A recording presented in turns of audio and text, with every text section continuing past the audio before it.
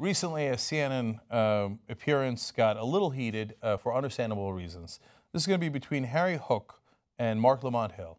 Hook is going to say some outrageous things. Marc Lamont Hill is going to call him out on it. It's going to get a little loud. And afterwards, I am going to give you the actual facts and figures to show you who's right and who's wrong. Let's watch. And this thing about the disparity of blacks and whites in jails, that's got to stop, because I got statistics right here which will prove me right. In New York City alone, okay, blacks are 23%. They make up 75% of the population. 75% of all shootings, 70% of all robberies, and 60% of all violent crimes. All right, the whites only 3%. Now that is why there were more blacks in jail than there are whites. But that's okay. And now let me just finish here, and then you go. All right. So we look at that statistic. All right. They turn it around. You know, the racial demagogues out there turn it around that the blacks are being picked on. Guys, how are you still on national TV and just said that black people are prone to criminality? I want to be able to respond to that. Okay. Well, they are. But you think black people are prone to criminality? The statistics here show. You don't mean to say that. I'm going to give you a chance to correct me. You don't mean that black people are prone to criminality. What does this say? I don't know what that says, but I know. The chief can back me up because he's coming out. He's not going to stay on national TV and say black people are prone to criminality. I am telling you, 75% of shootings are blacks. I'm hoping you just don't know. 75% of shootings. What you're doing is you're interpreting something else I'm saying. Your narrative. That's what you do. I'm just trying to talk. Mark, hold on one second. I think you just don't know prone. Points I'd like to make. First of all, I'm not going to say they're prone to blacks, prone to crime, because I don't believe it, and it's not true. That's the first. It's not true. It's racist. The second thing, I have a slight difference. It is not racist. To say that black people are prone to criminality. That's not what I said. No, that is what you said. Are you saying? Marc Lamont Hill asked him, "Are you saying black people are prone to criminality?" And he said, "Yes, of course." Okay, I mean, go rewind. Get the picked on. Guys, how are you still on national TV and just said that black people are prone to criminality? I want to be able to respond to that. Okay. Well, they are. But you think black people are prone to criminality? The statistics here show. You don't mean to say that. I'm going to give you a chance to correct me. You don't mean that black people are prone to criminality. What does this say? exact wording, right? It's on tape. We just showed it to you. All right. So, all right. Now, he threw out a series of stats there. By the way, Harry Hook's a former NYPD detective. God help us all that these are the cops that are overlooking all of us. Black people are arrested more. Okay. Well, now, I had a former Baltimore cop on The Young Turks, Michael A. Wood Jr., who explained, yeah, part of the reason for that is we only go and arrest people in black neighborhoods because we're afraid that if we arrest people in the rich white neighborhoods, we're going to get in trouble. And we don't want to hit a judge's son. We don't want to hit someone powerful. So you go pick on the powerless. Okay, they don't give you that context. But I'm going to give you all of the context because I'm going to give you the numbers. So it's from the Washington Post. Black Americans are 2.5 times as likely as white Americans to be shot and killed by police officers. Okay? So that's a fact. Unarmed black Americans were 5 times as likely as unarmed white Americans to be shot and killed by a police officer. So now they're both unarmed. In that, for that study, they're looking at just people who were shot by cops who were unarmed. Black people were 5 times as likely to be shot even though they were unarmed. Okay. So now they'll say, oh, yeah, blacks are prone to criminality, that's why we had to shoot them. But in that case, they were unarmed. There was no criminality. And I've got more context on that issue as well. Of all the unarmed people shot and killed by police in 2015, 40% of them were black men, even though black men make up just 6% of the nation's population. Okay. According to, now, they always talk about black on black crime. Let's talk about that. According to FBI numbers from 2014, about 90% of black homicide victims were killed by other black people. The white-on-white murder rate that same year, homicides in which a white person was killed by another white person, was 82% of all murders of white people.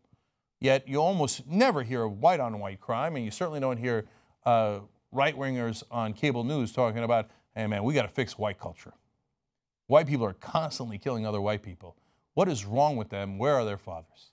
You don't hear that often. Okay, a report released last week by the Center of Policing Equity, which reviewed arrest and use of force of data from 12 police departments, concluded that black residents were more often targeted for use of police force than white residents, even when adjusting for whether the person was a violent criminal. So they adjust to see, wait, look, this guy's saying blacks are violent criminals. Well, they already adjusted for that. And it turns out, even in cases where whites and blacks are equivalently criminal or violent, or equivalently non-criminal and non-violent, guess who gets attacked more? Black people do. So this is based on the data from 12 police departments. So it's not our opinion. These are facts from police departments. Okay. In a report covering 2015 data, this is a whole other group. These are all separate groups, all investigating it, all coming out with these answers. Campaign Zero compared violent crime rates of 50 major cities to the rate at which police officers kill people, concluding that there was no correlation. Now think about that for a second. Every once in a while they'll say, oh, look at Chicago. It's a black on black crime. And the cops, they got to protect themselves. And this guy's talking about, hey, New York, so there's so many black criminals in New York, and that's why the cops are in danger and they got to protect themselves. But it turns out that the police officers killing people is not correlated to how violent that city is and how much violent crime there is. I know that seems counterintuitive. I get it. Like, you think, well, it's a violent city, and hence the cops shoot more people. But it turns out when you look at the data, that's not true. It is not correlated to that.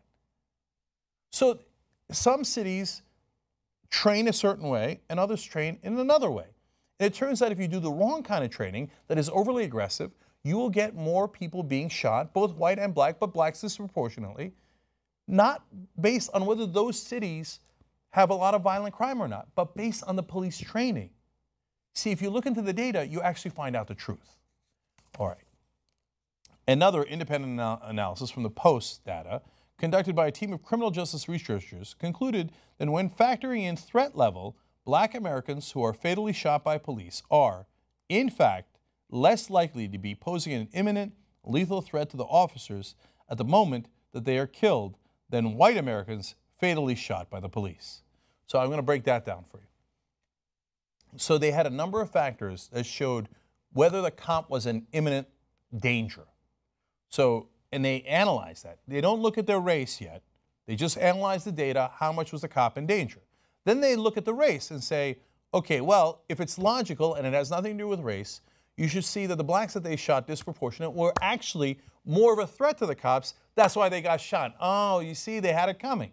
But when they looked at the data and they lined it up, it turns out, no, that wasn't the case. In fact, it was the opposite. The whites that the police were having encounters with had actually put them in greater imminent danger, but blacks were killed at a disproportionate rate anyway. When they removed all the factors, is it a violent city? Is there more crime in that city? Or was the cop in imminent danger? You know what the one factor that led most conclusively to whether somebody was going to get shot by a police officer? That factor was whether they were black or not.